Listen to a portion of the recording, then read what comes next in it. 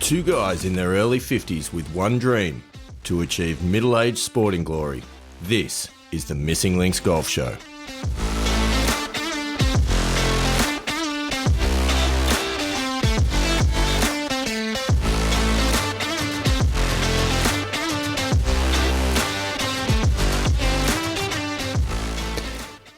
Andy Walker, here we are again for what I could only describe is a little bit of a different episode tonight. We're not here to talk about us, albeit we probably will. Really? Are we? We probably will still end up doing that. I was going to say, what's going on there? Like, that wasn't part of the, what I signed up for when, we started this show. I mean, this was all about us. Like, what's going on? Facts. Now we're here to talk about the future of golf. It's a bit of a big topic. Very large topic. Obviously, there's a lot going on in the golf world at the moment between PGA Tour, Liv Tour, DP World Tour, Asian Tour, Australasian Tour, pick your tour, TGL. Yes, there's a lot going on. So we want to kind of break that down, but I don't know that we're necessarily the experts in this space. So it's probably worth bringing an actual expert in to join the conversation. Possibly. I mean, look, we have been known to go out on tangents, which I'm sure that we could find plenty of tangents to go down in the golf world in this day and age. I feel that that's a possibility. You never know. Wouldn't rule it out. But do you know any experts that we could ask? I don't personally. I could ask your good self, who I do consider an expert. I don't know that I am, not on this topic. But the good news, Pilgrims, was we have found an expert. So we've gone to the source, the font of all knowledge in Australian golf, which is that wonderful publication, Australian Golf Digest. And we've got the CEO, Nick Cutler, has agreed to come and join us on the show. So, Andy Walker, what do you reckon we bring Nick into the call? Let's do it. All right. Well, it is a very warm welcome. Warm? We don't do warm welcomes. It's a big welcome. It's a big, massive welcome to the Missing Links Golf Show to Nick Cutler, who just happens to be the CEO of Australian Golf Digest magazine. So, Nick, welcome to the Missing Links Golf Show. Great to be here. It's been a while since we've seen each other, I think. Oh, mate, I reckon the last time we saw each other, we would have been separated by about 22 yards of turf. Yeah, absolutely. Or maybe about 8 yards of turf after your follow through after steaming one down the wicket. To be perfectly honest, I was thinking during the week. I was thinking, geez, I'm hoping it's not one of these guys I probably had a few words to, but chances are it probably was. I couldn't really keep my mouth shut that well on the cricket field, that's for sure. Well, much quieter golfer. Yeah, the good news is I can't specifically remember any actual sledging, but Pilgrims, for your benefit, Nick and I first met each other when we were playing schoolboys cricket with and against each other back in the day. I was opening the batting, he was opening the bowling. As you can imagine, it was a relationship made in heaven. Yeah, and probably a lot better other cricketers on the field than us at the time, I imagine. As well. I think I reckon Matt Nicholson had probably put his hand up to be one of them, but anyway. Yeah, Nico, maybe Johnny Moss and Nathan Ashley, a couple of the others that went on and did a few more things than we did on the cricket field. Yeah, not us journeymen, but anyway, it's good. It's good to see you again, mate. It really is, and likewise. It's great to meld the worlds between cricket and golf. We've talked a little bit about cricket in some of our episodes, but it's also nice to have someone onto the Missing Links Golf Show that can vouch for the fact that I actually did play cricket at some point in my life. So it's not just a story I made up for the purposes of the show. So, I'll sign the document and send it across later, just for proof. Yeah, good man. So Nick, I've actually got a question. When Steve and I first met and we went out for our first game of golf. Oh, you said game of golf? I thought you were going to say our first date. No, we haven't had one of those yet. Actually, yes, we have. Yeah, we have Phil at Shore Winery. Phil at Shore Winery. Yeah. But we stood first tee at Bexley. Remember it as clear as day. And Steve hit the most magnificent cover drive that I've ever seen. And just sort of wondering, like, where do you started your golf career? Like, did you have a equal or better cover drive, or what was your strength? I think it's a cricketer's rite of passage, right? Because one of the things that I've learned, cricket's all about head in front of the ball, front foot. And I actually, a couple of years ago, played in a Pro-Am with Travis Head down at Liv Adelaide. Nice. And he had the same problem. But obviously, being left-handed, it was just going over cover. And I think it's just the way you come through the ball in the cover drive versus the way you come through the ball and in a golf shot. But I think once cricketers get and understand the biomechanics, they actually become, there's a lot of good, great cricketers out there to become very, very good golfers. And it's just a slight different biomechanics. And the more I've understood the golf swing, the more, they're almost completely opposites in a lot of ways. But, I think, cricket and golf go hand in hand, as do a lot of other sports. And I think golf's everyone's second sport. And, speaking to all the Aussie cricketers, when they go to the subcontinent, it's, coffee machines number one, golf simulators number two, and they don't leave the Aussie shores without it. So, it's a lot of cricketers are out in the fairways a lot of times. So. Well, I mean, there's worse shots that you could bring into your golf game out of cricket. The cover drive, obviously, it's not ideal because you tend to spray it a bit, but it's those blokes that you see get on the first tee and then they stand there and they let the ball go. That. I think you can tell by a grip as well. Sometimes, sometimes with golfers, it's kind of one of those things. That's sort of right hand. If you're right-handed, their thumbs sort of on the right-hand side of the grip a bit more than sort of over. But I think I joke with people. It's the easiest game in the world because the ball doesn't move. It's a lot easier, But I think it's obviously the hardest game in the world. With so much can go wrong between finishing or the start of the backswing and finishing the backswing is it can be terrifying as well if you don't know where the ball's going. That's for sure. Yeah, that is a fact. We've had those days. But Nick, Absolutely. I think good place to start. Like, you got a pretty plum job these days. Someone that loves the game. Pretty cool place to work. Working in the industry. How did you go from opening the bowling for Knox Grammar to being the CEO of Golf Digest? Look, I've been in media. I was thinking before. I said for many years I've been in media for 20 odd years, and then it became 25 years, and I suddenly realised today it's actually 30 years that I've been in media. So, ouch. And you suddenly, and that's where we are, right? Sort of, we're in that. I joke that I'm at the end of my middle-aged career because if you live to your 75 average age, let's say, I turned 50 in 3 months. But I left school. I was lucky. I was a handy cricketer. I actually got a contract to play cricket in England. So, was a professional athlete for 6 months, and I think I put on probably 1.5 kilos for each one of those 6 months. I had a lovely time in England, and so much so I think my dad pretty much walked past me, didn't recognise me when he picked me up in Sydney. But look, I came back and I was burnt out from school. I had a great time at school, heavily involved in sport, but really put my head down the last couple of years work-wise, and I didn't want to go to uni. And my dad sort of said, well, he wasn't too happy. He sort of said, you got to educate or perish, and I remind him every day about this. And I found a good friend of a friend, and he had a friend who worked at Channel 10, and I got involved in probably the sales and advertising side of the Channel 10 market, and sort of went in that way into TV, and have been involved in media ever since. So I had a stint in TV, did a stint in radio, but then found magazines and really fell in love with mags early on. And a mentor of mine, John Motion, who I actually started my business up with him, and he unfortunately passed away 12 years ago now. And so I just got involved in media, and I loved it. It was exciting.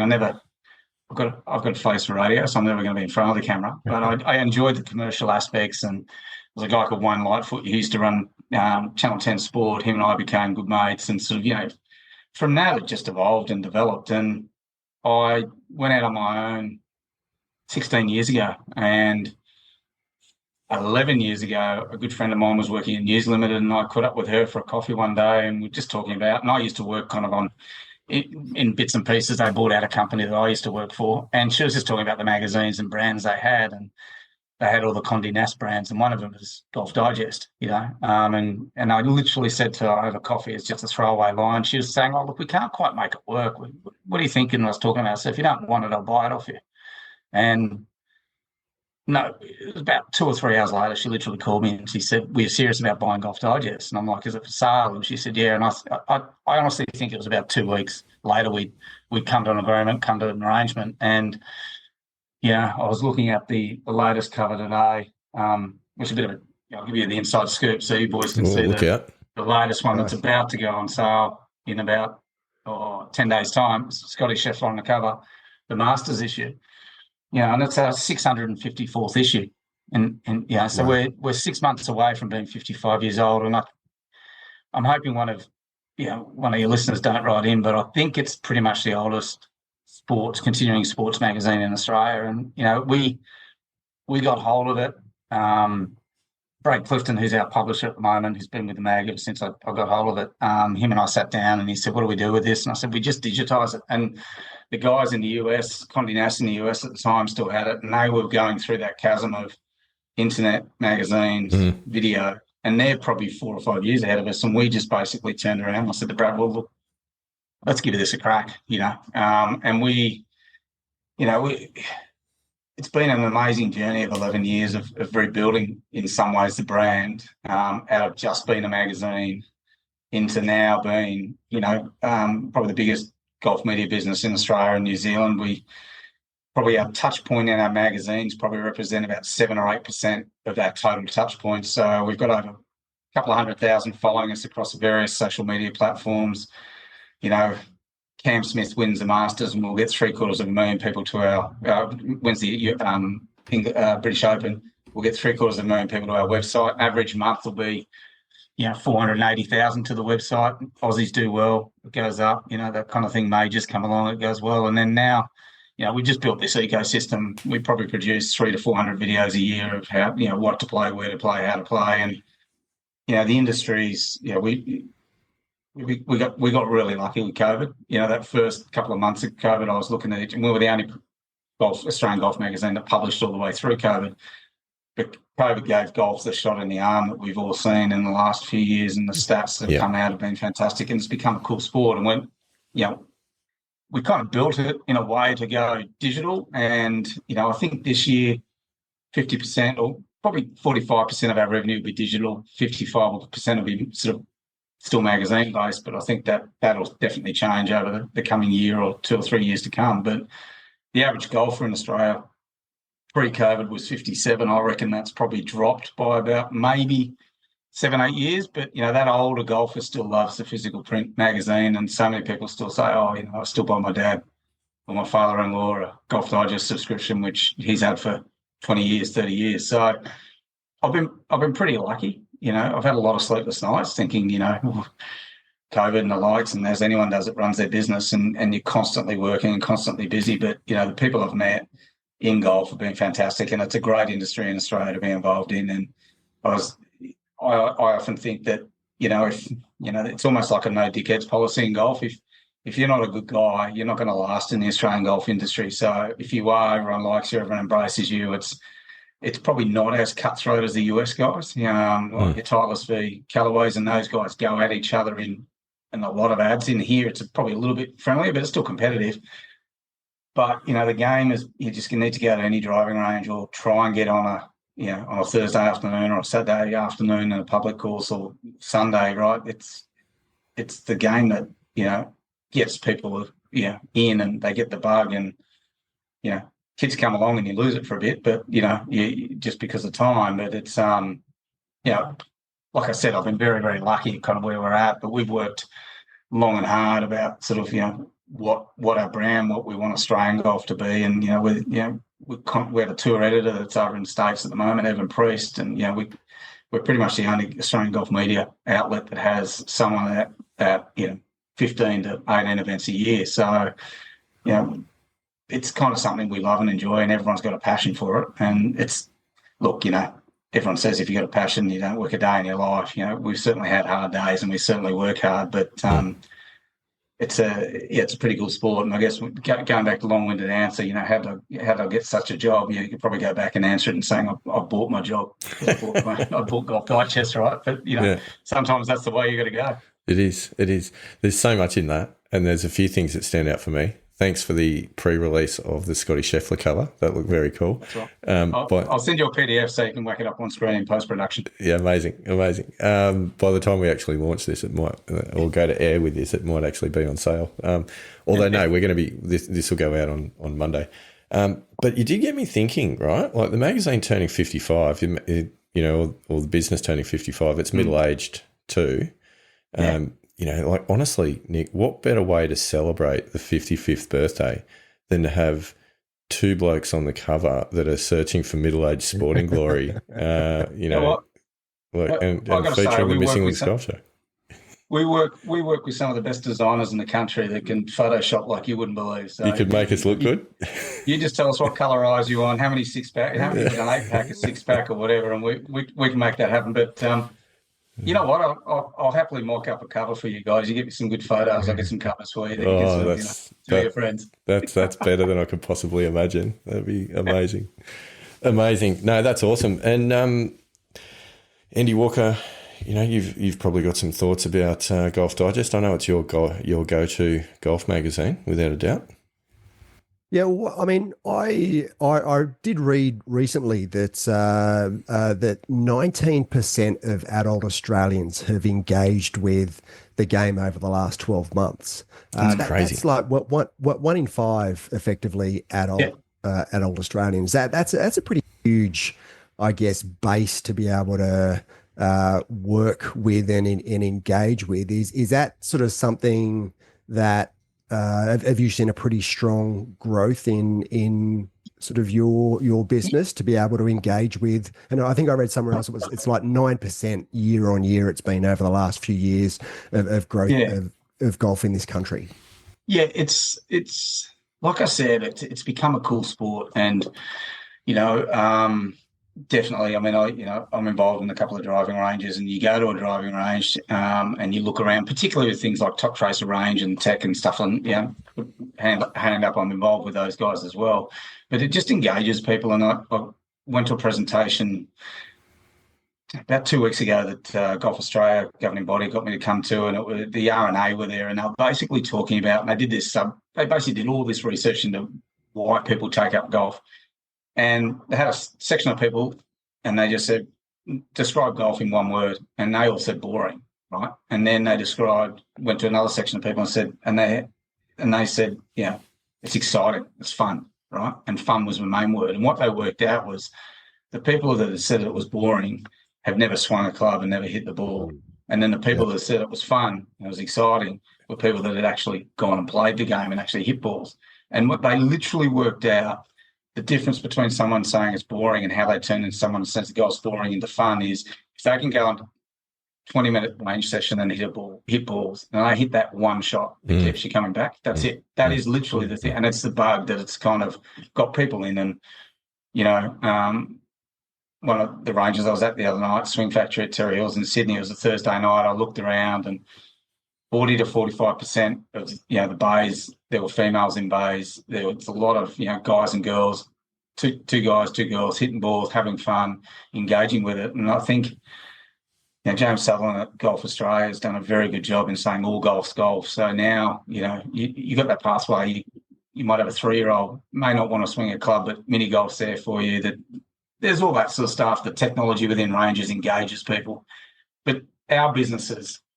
I remember when I walked in and we're talking to, some guys at Titleist, and I said, look, if I build a website, how many people do I need to get it coming in on a monthly basis for you guys to spend money? And they said 30,000. And I was like, okay. And we did that pretty quick.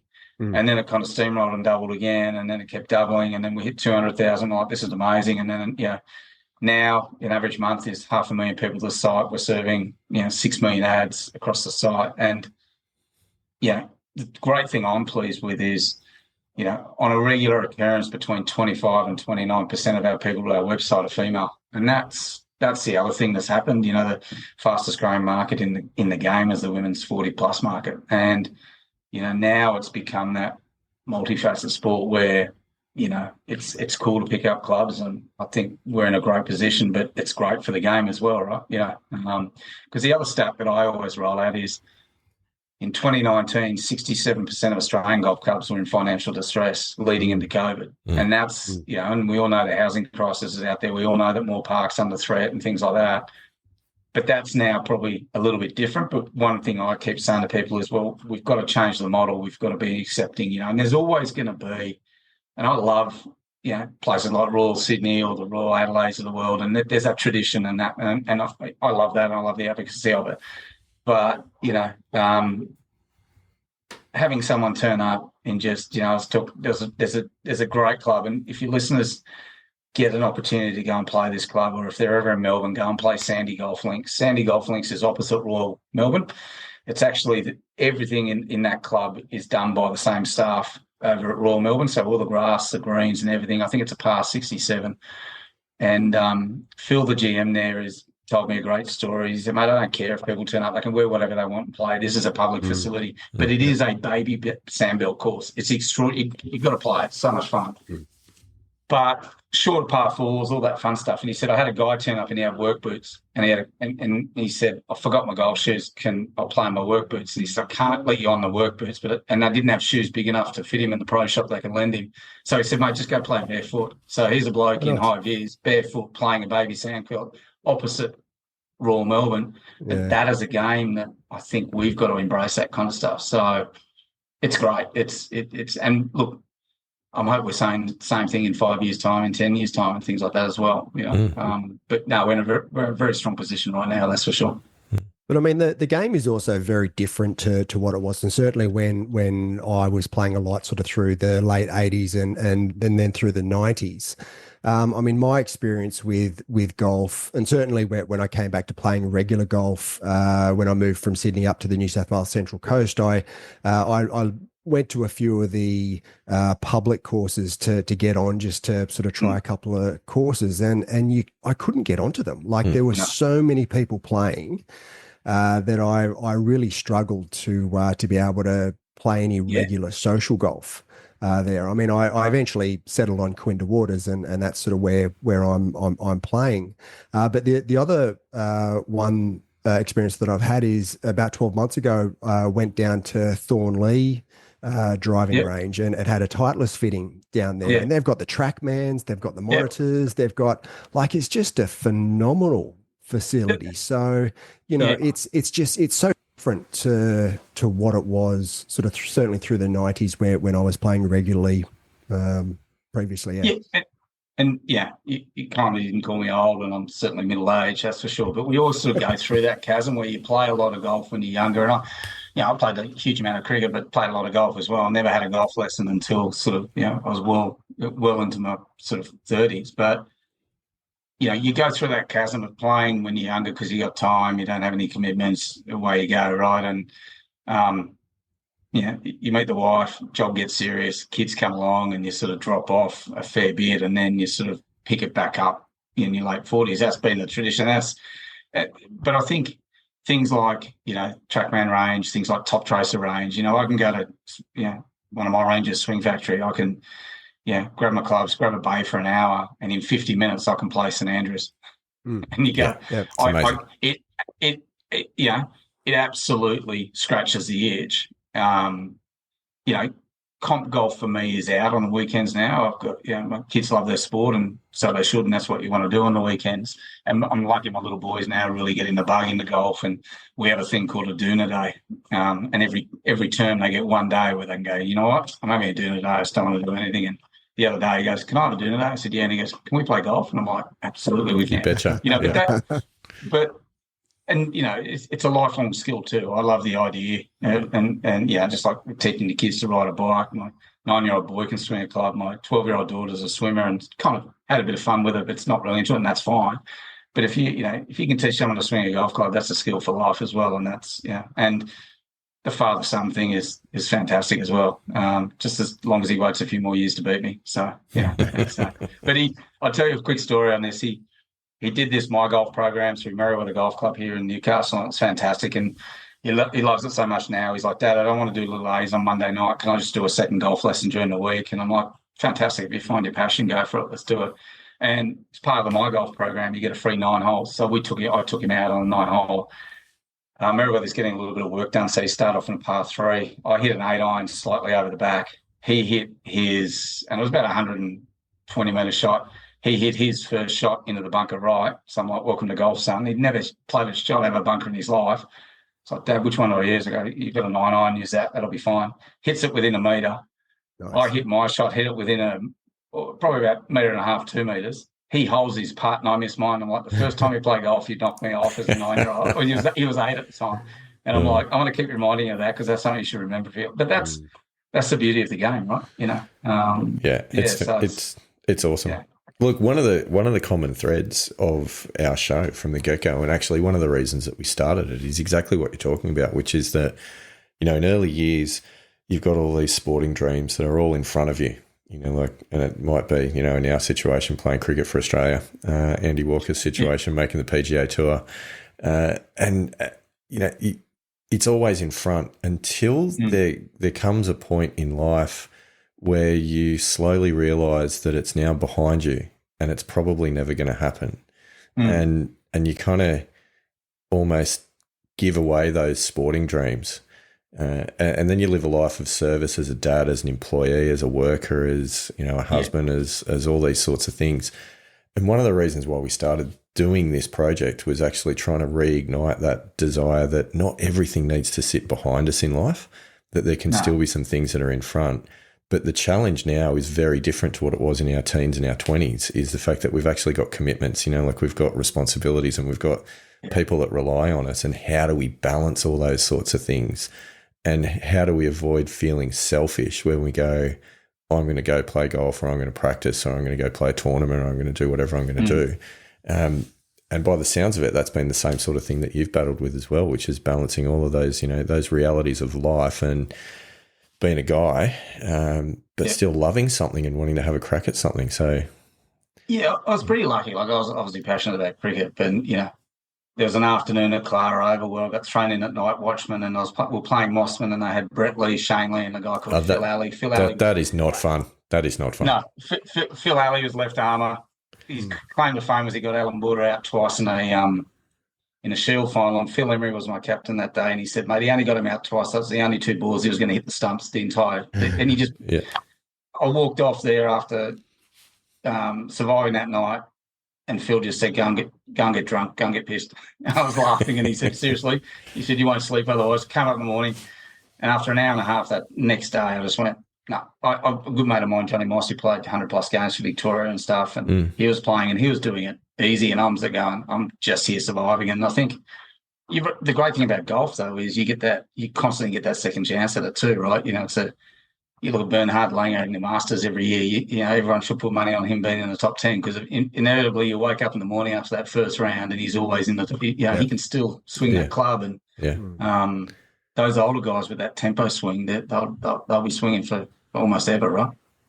Yeah, and that's one of the beauties of it, which is where we kind of got to when we went. We don't just want to go, you know, meekly and quietly into middle age and just fade away. You know, like there's nothing wrong with actually having a bit of a crack in your 50s. So it's good to see we're not alone, Nick. The only other thing is that the problem is, I don't know about you guys, but I go swing a club. I have an hour range session. I wake up the next morning, or I go and play a round, and I'm like, I'm genuinely sore from just swinging a golf club. This is a reality. Yeah. You know, where's the magnesium, right? Yeah, that's it. Yeah, what is it, the glucosamine or something for the knee joints? Yeah, there has been a couple of injuries that have come up over the last 12 months or so. We just put your hand up, Andy Walker. Put your hand up. Don't need to go back there at all. Right. Okay. My wife's a physio, but she won't treat me, so I had to go see one of the other physios in a practice the other day for my elbow, and she was just trying, how do I do this? And I actually went back and went, actually, I know exactly where I did it. Yeah, playing golf about 4 weeks ago. That's the start of it. That's fantastic. That's fantastic. But look, I do want to look to the future. We've spent a lot of time looking to the past, which is only natural with three, you know, or two 50-year-old blokes. One guy. We can actually go with the old intro again, Andy, with three guys either side of 50 now, because Nick's not quite. He's not quite there yet. He's a spring chicken. But I want to talk about the future. You are super well placed and well connected to have a little bit of a glimpse into, you know, what's happening in the world of golf. Obviously, the last couple of years have been seismic in terms of what's been going on in the game. But, I mean, open question, where do you see it going from here? Like, there's all this talk about the merger or the not merger. You know, there's the TGL, which has changed the game as well. Yeah. You know, what's it going to look like in 5-10 years? Look, I think, you know, I've been saying to a lot of people, you know, if you look at the game of golf, it's never been more popular. You know, the players have never earned more money, you know, that's for sure. But I think as a fan, the game's never been more broken. But I think as Australians, we've kind of been through this a few times before. You know, when you the World Series cricket aspect and the breakaway there, or the IPL. And I think, look, it's, you know, our connections are saying it's not too far away. It's not as close as everyone thinks. But again, you know, the big thing that I realise about this, the Liv and the PGA, is you never really know what's going to happen. I mean, I remember Brad Clifton, who's now a publisher or editor at large, you know, he was probably the second Australian outside of Greg Norman to know about Liv. He's pretty close with Greg, and Greg called him one night and said, "Look, are you around at 10 o'clock? I've got something for you." And Brad stayed up that entire night. I woke up at about 4:30, as I do, and there was probably 15, 20 text messages from Brad. And, you know, it was obviously this is what's happening on Liv. And I think, you know, if you look back, I think the first chapter in the book, if you were doing a book on this whole segment, was, you know, the PGA Tour, they've given Australia, for example, a lot of lip service over the years, but, you know, we've definitely, I believe, deserved the PGA Tour tournament down here. But ultimately, you know, which is their right, they're in America, that's kind of where they are. But, you know, South Korea had a PGA Tour tournament. We just never got one, right? And I think back in the 90s, Greg wanted the World Tour, and the PGA said no, and he felt sort of a little bit hard done by with whatever happened then. But now kind of where we're at, you know, when I've been to Liv the last 3 years, and you know, we get so much great access to the players. Every single player that we've spoken to is loving it. You know, it's great. I mean, you know, Ian Poulter said a great thing to me. He said, "Mate, you know, when I was on the PGA Tour and you're having a bad year, you're away from your family, you're playing 35 weeks a year, right, just to try and get that level. And it's a real grind. It's really tough, and it's hard, and it should be. And these guys are extraordinary athletes. You know, when sometimes you see a sort of corn ferry player hit the ball live, you're like, how can you not be the best player in the world when you see the ball striking ability of those guys? And they're battling week in, week out. But I think that the Liv thing is fundamentally, I think, woken up everyone's eyes. And originally they only probably wanted 5 or 6 tournaments around the world. Now, I think the PGA Tour have completely underestimated the passion, and again, we use that word again, the passion that Yasser and the guys have at, you know, the PIF around the game of golf. And yeah, I often wonder what would have happened if they let them have those 5 or 6 tournaments in the way they go. And they're doing that in other sports. There was just a news story in the weekend about them coming into cricket and doing a sort of instead of the BBL, another type 2020 tournament. And they're in, you know, every other sport out there. But I think if you look at the future now, what's happened over the last 3 years is, when I say the game is broken, me as a fan used to love getting up in the morning on a Sunday. Yeah, sorry, on a Monday morning our time, it's Sunday afternoon American time, depending on where they were, and it's 4:30, and you're flicking onto the leaderboard and like, where are the boys?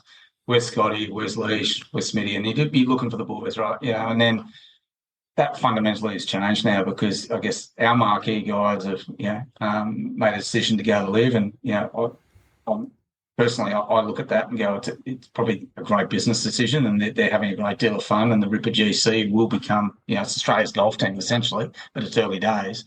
But then what's happened is, around the world, it's been similar to Australia, where you turn on the PGA Tour and you're looking at leaderboards and you're like, it's not a marquee event. You know, these aren't marquee players. Can't relate to them because I don't really know them and things like that.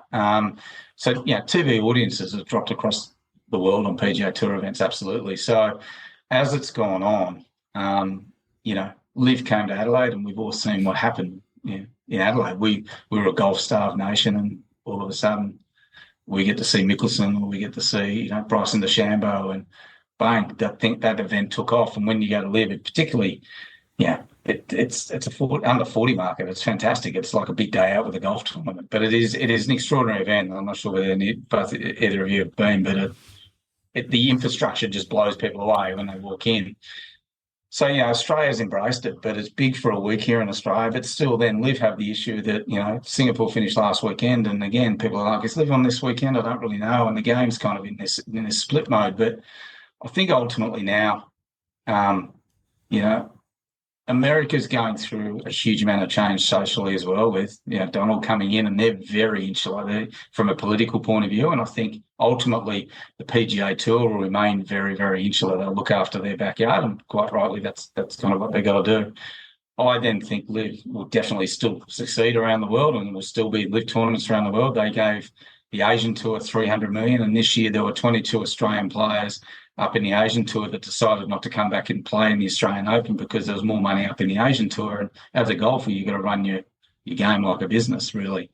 And so with everything dropping, there's definitely pressure on the PGA Tour now, and I don't think it's going to be a merger as sort of everyone becoming one. I think that the PIF will take an equity stake, and you're reading anything from 8 to 15%, maybe a bit more, maybe a bit less, for a big capital injection into the PGA Tour. And they definitely need it from a funding point of view, because there's sponsors that are pulling out left, right and centre, or saying, look, last year, for 10 years, I've given you $10 million a year or $20 million a year, whatever the figure. This year, I'm going to give you 50 cents on the dollar for that. And that's put pressure on that aspect.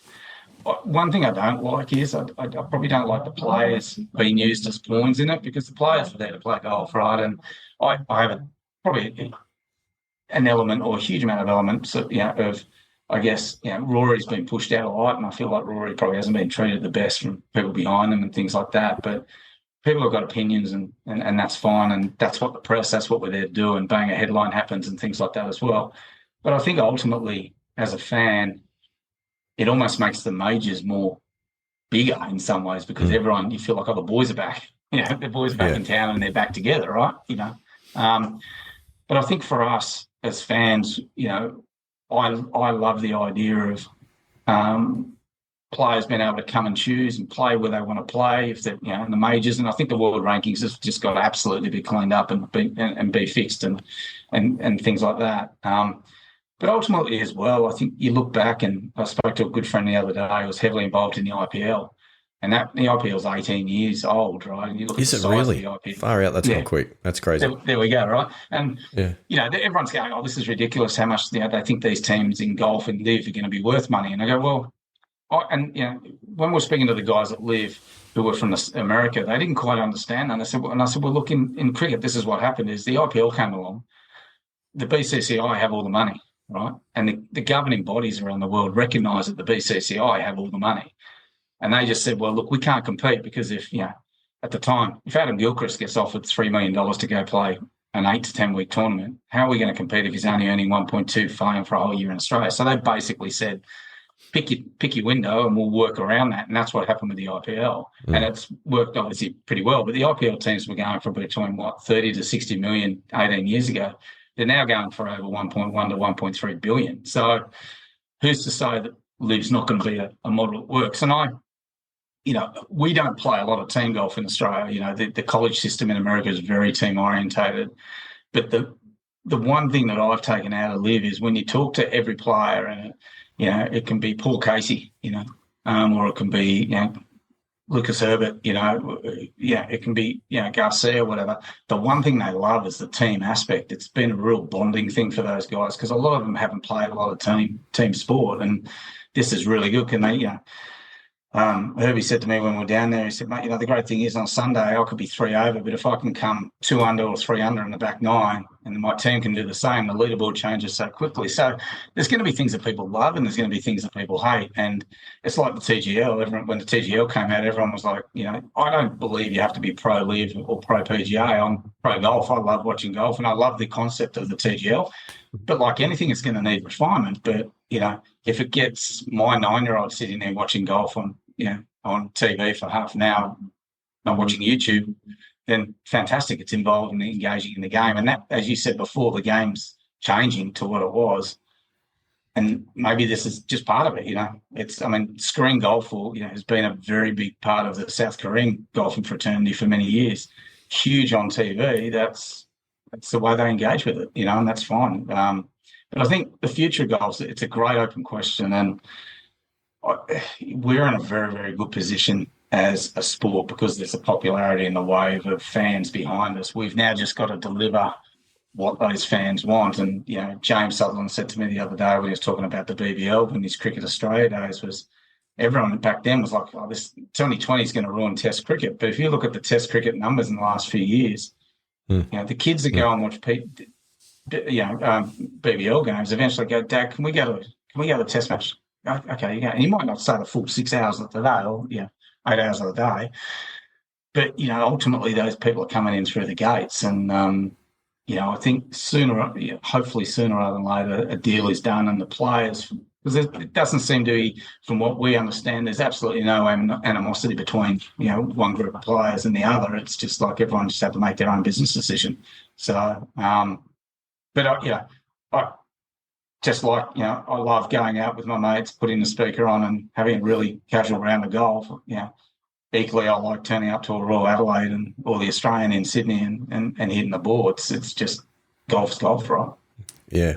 It's interesting. One of the points that you talk about, and I think probably I'll start with saying I'm not pro Liv, I'm not pro PGA. I agree with you, pro golf. Like I'll watch whatever is going. I know I'm not going to speak for Andy, but he has some views about certain parts of it, but we'll get to that. Yep. And I have had moments where I've wanted to watch a PGA Tour event and the playing roster that was on offer was pretty inferior to what was running around on a Liv event, which I ended up watching. And that was a really interesting moment just personally. But there's a couple of things with it. The team aspect, I like the idea of the team aspect. I think of all the teams, Ripper's probably the closest to being one that I could get interested in because it quasi represents Australia in some sort of way, shape or form. Yeah. A lot of the other teams, they just dribble, like honestly, Fireballs, Majestics, Crushers, who are they and where are they from? I have no emotional connection one way or the other. Crushers have, Bryson might be a name, but I know what you're saying. And there's no equity in it, right? You're sort of sitting there, there's nothing. Yeah, and I'm like, it doesn't, like it's not representing a place or a brand or or any substance, right? Like, so I think they need to do something with that. TGL is a bit similar on that for mine. I was watching the semi-finals the other night, and like the Bay and Atlanta Drive, and at least they're trying to bring them to locations, but the players are not from these locations generally. So there's weirdness there. Yeah, but long-winded question. But kind of where I'm going to is that I feel like a lot of the argument that's been going on in this space is about Liv and PGA Tour, and a lot of it's been very American-centric because obviously that's where the money is. Yeah. But the thing I feel that's kind of been forgotten in the whole thing has been outside of America, the rest of the world's just been forgotten for so long. Yeah. And that's been the window of opportunity that Liv's been provided actually to get in to drive that wedge. And Australia is a perfect example. The Australian Open used to be basically the fifth major. And some of the names that are on that trophy are extraordinary, like biggest names ever in golf. None of them come out here to play those events anymore, and that's been the window of opportunity provided to Liv, and I think that's been a strategic miss from PGA. The other one, Steve, that I'll say is the Australian Masters. I think it's a travesty that the Australian Masters is not played. I used to love that tournament, and watching that tournament as a kid, that was such an iconic tournament in Australian golf. I think it's really sad, and even like Australian Tour, there used to be a full Australian Tour, which sort of went from sort of October, November all the way through till February. And it just seemed, and while, there is still, New South Wales Opens and Victorian Opens and all that, they're certainly not big events in the way that they used to be. But those big three, the Australian PGA, Australian Open and the Australian Masters, I used to love watching those. Yeah, look, and but I think going back to your point about the Australian Masters and, the Australian Open and things like that, I think one of the things that I've learned, over the time is, you go back 15, 20, or probably longer, 25, 30 years ago, and there were probably 3 or 4 golf promoters in Australia, right? And I'm under the belief, I think, and I may be wrong, but I'm pretty sure I'm right, that IMG still own the rights or the name, the Australian Masters, right? Yeah. It comes down to economics, and, James Sutherland probably did too good a job at Golf Australia sucking. And if you think about Australian sport and you think about the national sports, AFL is there, and cricket. Cricket is obviously sucks up a huge amount of money. AFL sucks up a huge amount of money. When I was talking about this to someone in the sports management space, you sponsor the Australian Open. You can probably get Collingwood's jersey for around the same amount, but you get 5 days worth of coverage, which is including the day after or the day before. So let's call it 6 versus Collingwood's jersey when you're on the paper for 40 odd weeks a year. Marketing is very much done by. There's a huge amount of element done by spreadsheet in marketing now. There's a branding aspect, absolutely, but it's all about return on investment, and that's the internet's basically created that. The other thing too is tax laws aren't favourable. I mean, you get a player down here, whatever they win, they're going to lose withholding tax 50 cents in the dollar straight away. The other thing which I was told the other day by Evan Priest was a player manager in America with a player on the PGA Tour and or let's say live status, right? They value each of their days at about $1 million US. So, wow. the economics of getting we play our Australian Open over the Thanksgiving weekend and things like that, which is really hard. It's bigger than Christmas in America. But, you say to an American, I'd say, Andy, I'm your manager. You've been offered $750 or $1 million Aussie or $1 million even US to go to Australia, right? This is what it's going to be like, and you're going to lose 50 cents in the dollar. They'll pay your airfares and everything like that. But it's, you're going to lose a huge amount of money. Or you can stay here and you know what? We'll get you 2 corporate days over that time and you'll make twice that. And that's what you're after and what we're up against, right? So the economies aren't there. I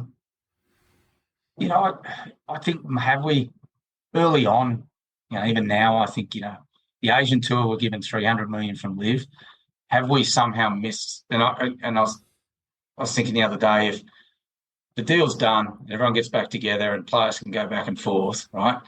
The Asian Tour has been given a $300 million US boost by the Liv guys, right? The DP World Tour is failing on the line, and I'd love Liv to get hold of that and revitalise that because that's some of the greatest golf ever. And Bubba Watson was almost going to quit the PGA Tour back in 2007, 2009, and just go see the world and hand in his card and say, I just want to go play the DP World Tour because he wanted to see the world. And he's an unusual sort of player in the sense that he wanted to travel and see the world. But I think, if everyone gets back together and everyone plays happy families again, I look at Australian golf and you're right.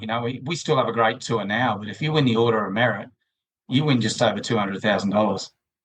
And we did an article in Golf Digest a few months ago, or probably 2 issues ago, where we're talking about Jake Higginbottom, Jack Wilson, Jack's caddy Riz, all these guys, right?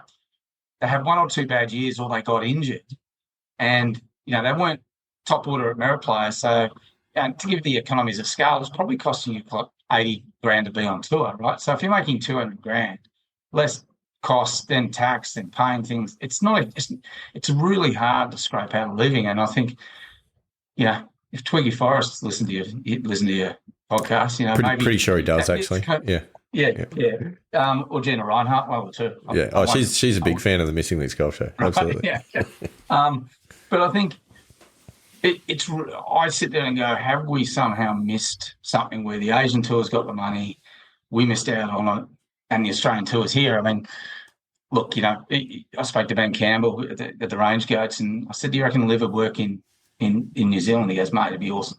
Something like that. He said, it'd be just like this. And Dean Burmaster at the Stingers in South Africa, and the South African guys with Louis and stuff. I said, will this work in South Africa? Oh, it'd go nuts. It'd be the same thing. And I think Liv's been very smart in taking these to certain areas of the world that are underserved. So, I mean, look, there's a lot to play out, but ultimately, it's a hard job selling golf in Australia. Because again, 2 tournaments, one weekend to the next weekend, and there's been all conjecture about the Australian Open, and now they're going to have separate Australian Opens. But the economies just aren't there. And if you're a sponsor out there, and you're a marketing guy, and you live and die, your job comes down to a spreadsheet and whether or not they get return on investment. You're going to take that Collingwood sponsorship up. It's a real hard one, right? But I agree with you. I'd like, look. it's one of those ones where if you're a billionaire, you'd say let's reinvent the Aussie Tour and have a big swing down here and see what comes of it, right? Yeah. But, hopefully the gold jacket does come back, right? Mm-hmm. Yeah, I'd love it to. And not just the one that Shooter McGavin nicked off Happy Gilmore. Yeah. I knocked us off that one. Oh, dear. Very good. So, look, where to from here, I guess, is the multi-million-dollar question. Do we see Rory make the switch over? Do we see Liv getting one world golf ranking points? Because I think that'd be a game changer. As you're saying before, like the majors are awesome because we see a lot of the big boys come back together, but we're starting to lose that now because their rankings are dropping out of the out of the top 50, and if they're not otherwise exempt, then we start to lose them off the rosters. So I worry a bit for that. I think the majors are sort of making noises about trying to get exemptions and things like that. And they're all independent. A lot of people, Augusta and the Masters, USGA and the US Open, PGA of America, and with the PGA Champs and R&A with the Open. But I think it's just got to happen. I think I think no one's winning out of this. I think they've got to sort of come to an arrangement, sort of make it work between each party. I certainly know there's certainly voice within the playing group that's saying, hey, look, let's just try and get this sorted. And I think they generally all want to sort of be able to play together. But I think if the ability to go back and forth between tours is there, look, the managers will get involved and the managers will basically give advice on what's best for the clients. But ultimately as well, players do want to play the best golf courses. They want to play in the best fields and compete against the best. And, I think hopefully that'll win out in the end. But I'd love a really strong secondary tour, something like the Asian Tour, and then feeding into something like the DP World Tour. But going back to your point about sort of saying like those, the crushes don't mean anything and things like that. It's like if I spoke to you in 2000 and, when did the BBL start here, 2006 or something? I said, Sydney Sixers, right? How's that go? And you go, it just doesn't mean anything. And I think Liv is really 3 years old, and I think the Ripper GC concept and it's a different concept. I think it's got a lot to play out, but ultimately, that they want kids to come through that are 10 now. They're looking at Cam Smith going, I don't want to play don't think about playing on the PGA Tour, and that's I want to be a Ripper GC player, right? Yeah, and I think that's a really good point. And I think if you had asked me at the beginning of the BBL, which for American listeners or non-cricket listeners, it's the Big Bash League, which is our 2020 cricket. When that started, and I actually picked the Sixers as the team to follow, just because they were the first Sydney team that I watched on the TV. As it stands, having been someone that played for Wests and then Strathfield, I should have picked the Thunder because they're at Homebush.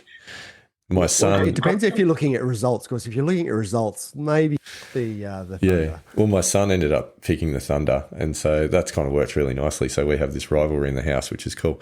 But great, right? Yeah, which is good, and that's what sport's about, right?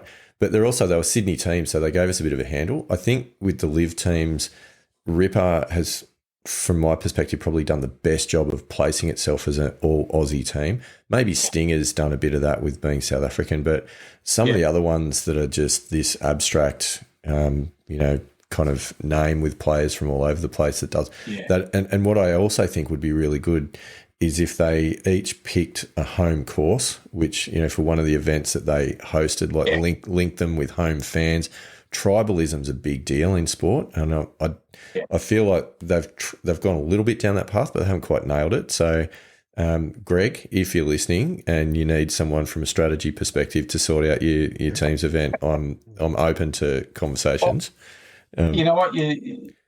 There's definitely people may be listening to. There's definitely talk about and I know there was this year or last year, Evan Priest, our guy, that's what he'd heard as well, that that's what they were trying to create, and so he's probably been listening to the show. So he is, yeah. Evan's never got he always steals other people's ideas, right? Yeah. But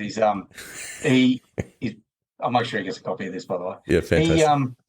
But I think just in this last Liv, they announced that the North Adelaide Golf Course, which is a great piece of land right next to Adelaide Oval, walking distance, etc. If Greg's going to, talk he'll redevelop that and create that into a Liv kind of stadium built type golf course and things like that as well. That's fantastic, right? And if that could include academies and youth development and some of those 100%. Sorts of things like that's where the sweet spot sits. And Nick Adams, the general manager of Ripper GC, him and I have had lengthy discussions about, there's legacy pieces, and they're definitely talking to sort of, driving ranges about creating that kind of academy stuff. And Cam's got a real passion for it, is my understanding, and that's what you want. I mean, Bryson's building similar things back home.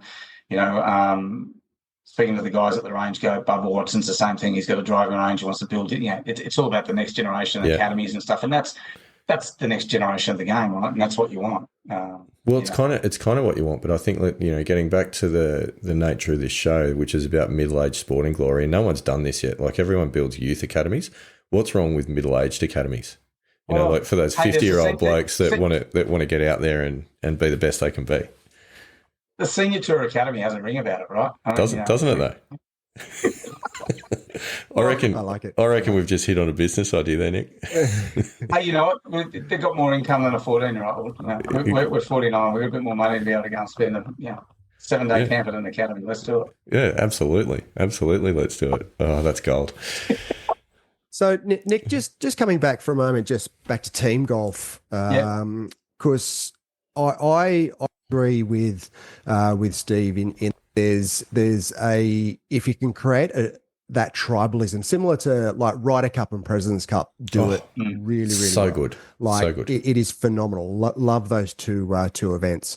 I think TGL has got the base for it.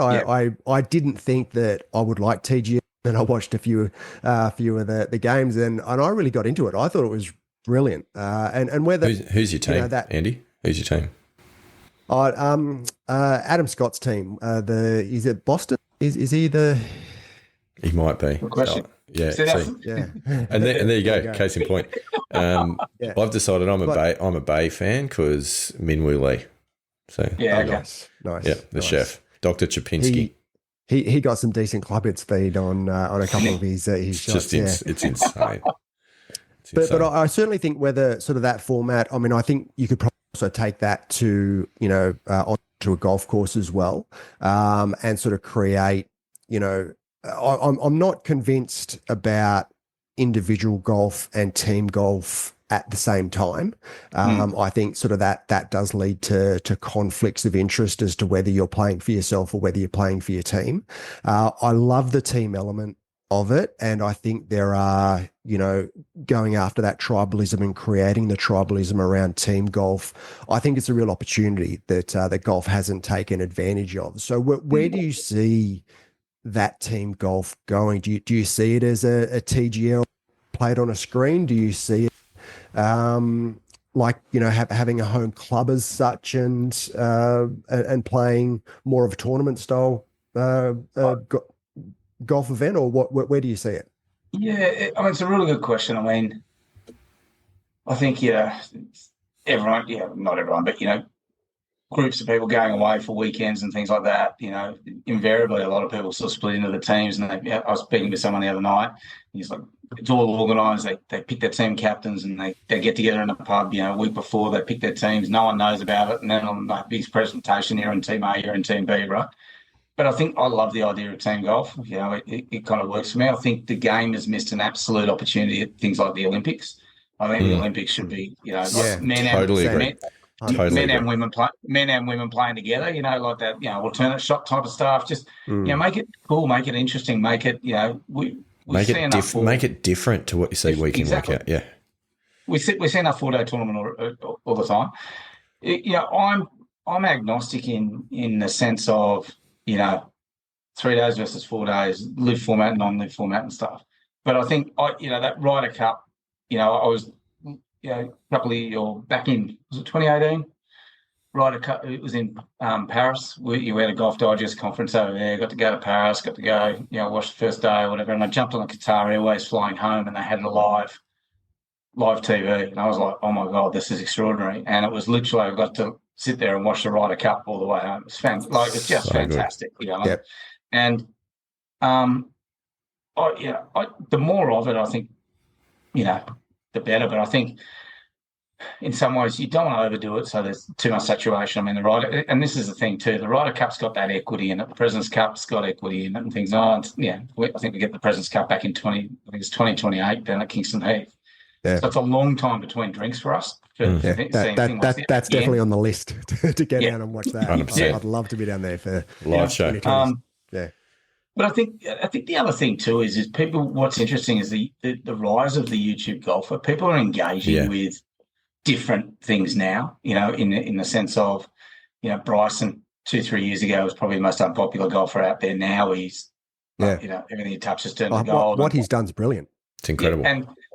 But the consumer, a 25-year-old guy, might come to our website, have a look around and jump off, but then might go spend an hour watching all these guys on YouTube doing all these challenges. And we realised this year that, we want to do things a bit differently, have a bit of fun. And so we grabbed Bryson and we had a short drive competition with him, and it just trended like you wouldn't believe online, right? Seeing Bryson sitting there, and he was just trying to nick the top of it. You have to have a full swing. I don't know whether you've seen, go on our websites on there or on our YouTube channel, and literally him and Brad, you have to have a full swing. You get 3 goes at it. The shortest drive wins, right? And so Brad did a pretty good effort. It was probably a 3/4 of a metre over his 3 goes, and that was his best shot. And Bryson got up, had an air swing. Second one, had an air swing. Third one, had an air swing. And Brandon Grace was next to him, behind him on the range. And he's like, mate, I hope they got a second, in his South African accent. I won't do it to embarrass myself. He said, I hope they got a second crew, because they're going to need batteries, need a second set of batteries by the time you're finished. Over the period of the next 30-odd seconds, and Cam was 2 or 3 bays up into him as well. Everyone was getting into him. He had 12 air swings, and then finally nicked the top of it and hit it probably about 25 centimetres. He's like, nice. That's all I wanted to do, right? But it's that trends, right? And people are into it. But I think, if the team golf engages with someone, and then you get the guys and the girls playing together, and fantastic. I love the idea. I mean, we were playing with his sister, and taking on other people and having these challenges, and they do. It was the old pay-per-views. Jack used to do it with all the legends and stuff like that, and playing the Super Skins games. We've got the ability now with YouTube and other ways of broadcasting, of getting that game out there and trying to create stuff. And, then if it engages people, then, hey, let's go and do it. And the majors will always be there. The PGA Tour will always be there. And, sure. The rest of the world tours will be there. It's just, and maybe that's an idea for some promoters, right? And they do that, right? And they grab, Brooks v. Bryson or whatever, and Phil and Tiger in a desert or whatever, and away they go, right?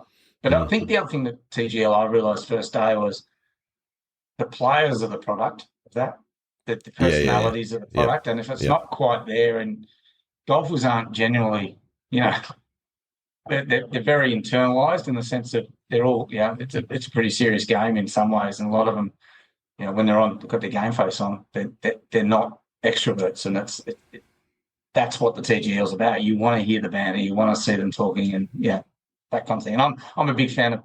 I love the idea of miking up. Mic up the caddies. I want to hear what they're talking about. When I've ever played in pro-ams, and I love watching the caddies and what they're talking about, and just observing how they interact and what goes on. And everyone's different, right? Yeah, and that's what I think TGL's done really, really well. Is they're like, everyone's mic'd up, and you actually get to hear the conversations. I think that's brilliant. Yeah, it works well. And mic up Tyrrell Houghton, I think you'll have a bit of fun for 18 holes. You got to put that on after 9:30 at night. That's the only trouble. Hey, you just put a warning up. It's like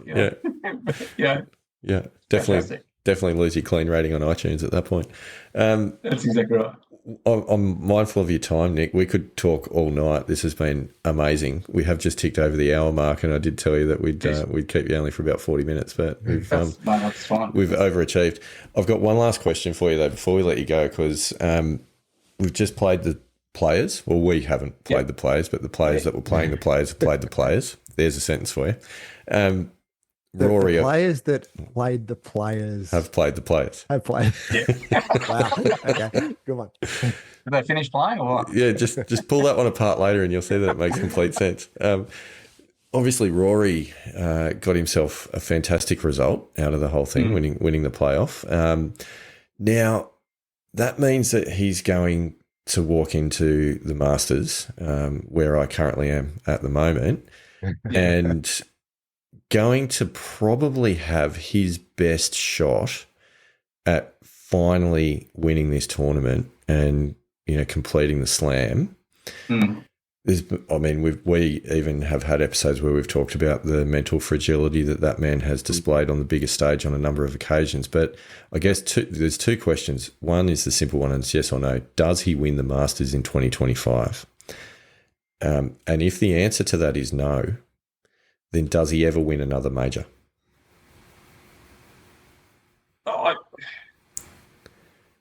Or has his brain been completely cooked on the big stage? I'd love to say yes, and the reason why is sport's great theatre, and it's a great, and if I tell you what, if a deal can be sorted, there's a pathway forward for everyone, and Rory wins the Masters. It's a great exclamation mark, isn't it? Really, and regardless, from a Golf Digest point of view, if Cam or Leash, I'd love Leash to win it. I'd love them to pull the full 4 rounds together and be there. But we know that, we used to joke that, hey, if we can have 2 Aussies in the top 10 and are kind of there or thereabouts, Tiger in the top 10, which unfortunately obviously won't be there this year, our website traffic for that sort of week would jump, or even that month would jump about 20, 25, 30%. But I think the Rory aspect of him being there, of everyone waking up early, well, you won't be waking up early because you're there, but everyone else in Australia waking up early and seeing him, on the 7th hole, 2 shots ahead, you won't not be able to watch till the end of it. So, if it's not an Aussie, I think it's a great exclamation mark and a sort of, hey, we're all back together. We're working together for the greater good of the game globally, and it's it'll fill a few pages in the magazine and a few centimetres on the words on the website. That's for sure. And probably a whole series of Netflix full swing, I would imagine, off the back of it. Beautifully not answered though, I've got to say. So well done. I think to be honest, I'd like to see him win, and will he win? Look, the problem is, I'm not backing him in. Okay. I'll put money on him tonight, and I'll show you the ticket when he wins. Okay, I like it. If not, I won't answer. Put your money where your mouth is. If I can put a couple of comments, make a couple of comments about Rory. I saw a stat the other day that and a breakdown of all his wins and the months of the year that he's won. He's won multiple times in every other single month except April. He's never won in April ever.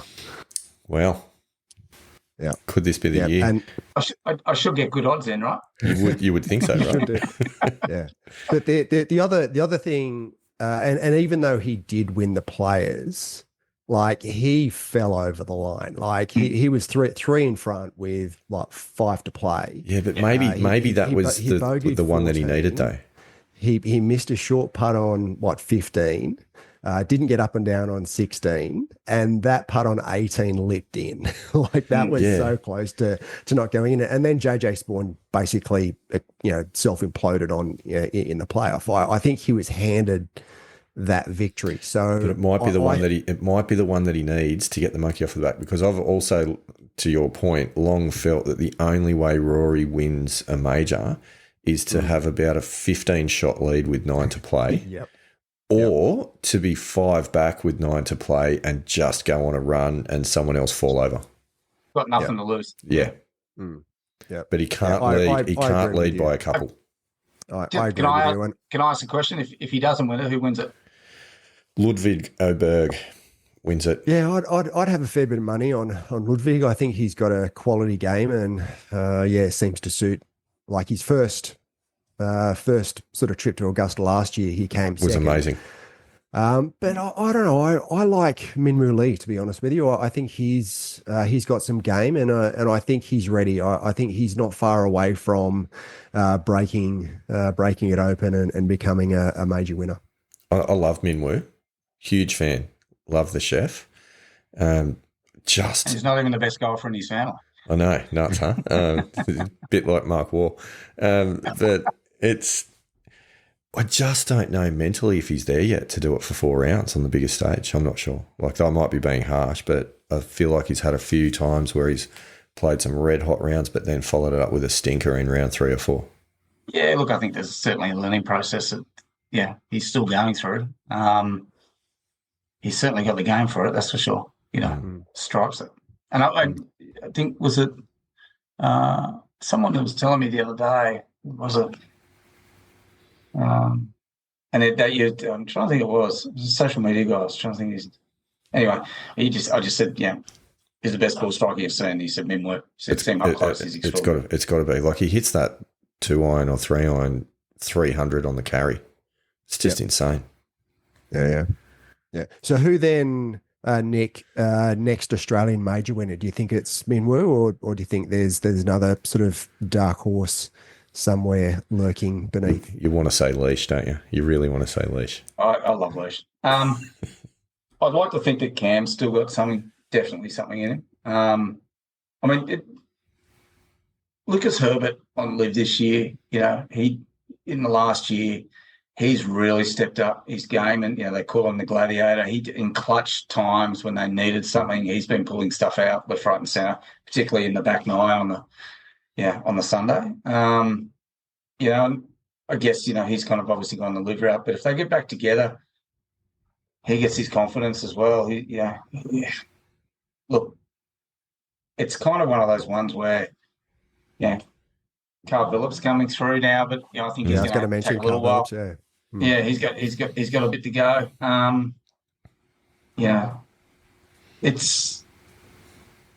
Look, you'd think if you had to put it in order, you'd probably say, I'd probably put Cam slightly ahead of him at the moment, just because he's been there and done that, and gets back into the groove, goes on a bit of a tear with the putter, and he's got that short game, and no one can come near him. It's just getting a little, you need a little bit of luck, but you need to put those 4 rounds together as well, right? So, Jason Day. Look, he's had well, I was going to say, if he stays fit. yeah. I mean, look, he seems to be, finding second win, right? If you can say that in some way. But he's only in his late 30s, so he's still got time to get everything right and to play at that top level. Yeah, and I was just managing.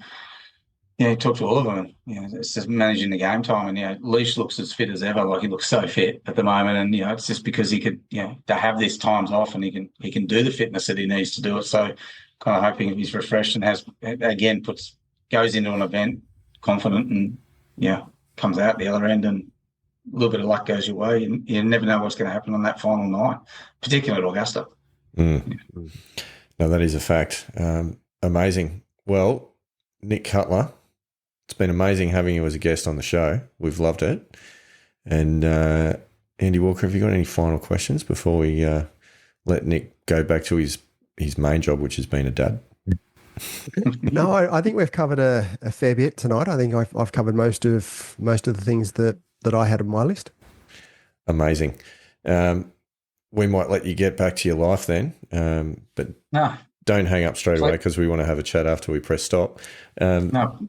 But Nick, thank you, mate, so much for coming on the show, representing everyone's favourite golf magazine, Australian Golf Digest, where it's the official golf magazine of the Missing Links Golf Show. The Pilgrims love it. Well, it will be when you're both on the cover, right? Absolutely. We're going to take you up on that offer, don't you worry. 100%. That is definitely happening. No, it's been great, guys, and anytime you want to chat, feel free to reach out. It's that's the great thing about golf. I mean, you got listeners all around the world, right? You're sitting there talking, talking through your rounds week in, week out. There's a lot of relatable people there. It doesn't matter where they are. How many countries are we in, Steve? We're 47 countries, and I'm very proud of the fact that we do actually have listeners in both Russia and Ukraine, and we're hoping that in our little way that somehow New South Wales New South Wales senior amateur golf could be that, that force that drives world peace in Europe. So sounds good to me. You never know. On that note, it's been a lot of fun. Awesome. Thanks very much. Thanks, guys. Yes. Well, Andy Walker, what a chat that was. Yeah, no, a few very interesting points. I like what he's talking about. Certainly in team golf, where Nick's talking about bringing that sort of tribalism into the game and having home courses for the Liv guys. I think is a really good idea. I know you sort of you talked about that, and I didn't realise that was already in the works. So I think that's going to be an interesting format, with that home game. I mean, they claim it was already in the works because they don't want to give me the credit for having the idea. Of course. But we all know where it came from. I just think that would add such an element, it really would. And I do like the team element. I like having that aspect to golf and getting, having the ability to get behind a team, not just a player. Yeah. I think that you got to be careful about getting the balance right between individual performance and team performance, and whether they are done at the same time or whether they are done separately. I feel like that's a debate as well to be had at some point. I don't think everything should be team all the time. I think there's a place for it. But I do think that just brings in a level of passion of support that you don't get out of just supporting individuals. And I think that's one of the things that golf would do really well to engage in and help it compete, in a really busy landscape against other sports globally. So I think that's interesting, and there's something in that without a doubt. And I think it's good to see them moving in that direction. If you look at certainly golf in Australia and amateur golf in Australia, I'm not sure what it's like in the rest of the world, but the basis of representing your golf club is through pennants, right? And pennants is it's you're representing your club. It's match play versus another club. It's, number 1 through down to number 7. Number 1's play, number 2's play, number 3's play, and so on and so forth down the list. And you end up with a winner at the end of the day. And then you go and sit down and have lunch and a couple of red wines and all the rest. It's a really great day out. But you'll find that with pennant golf, you'll get normal club members come out and watch.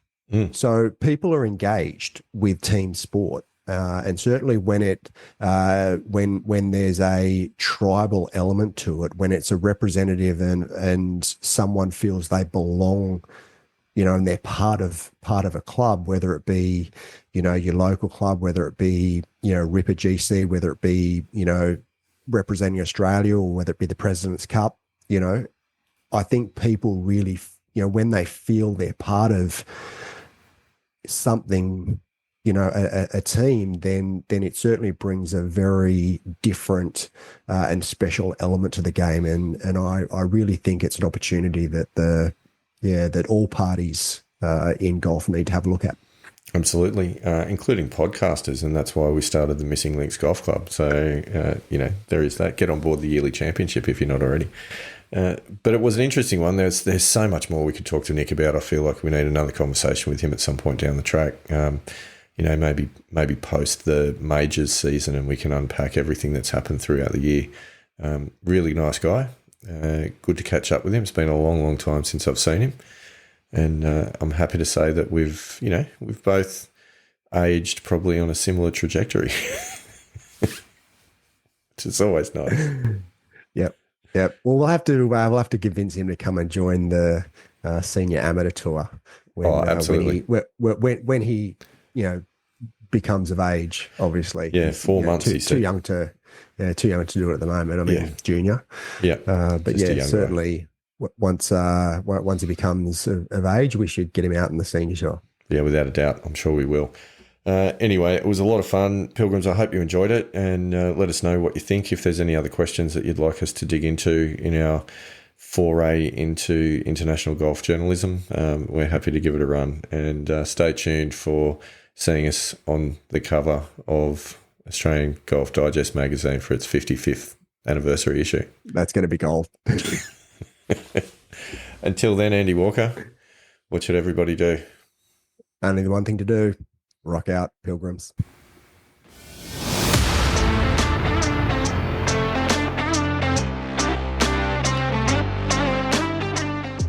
Thanks for listening to us today.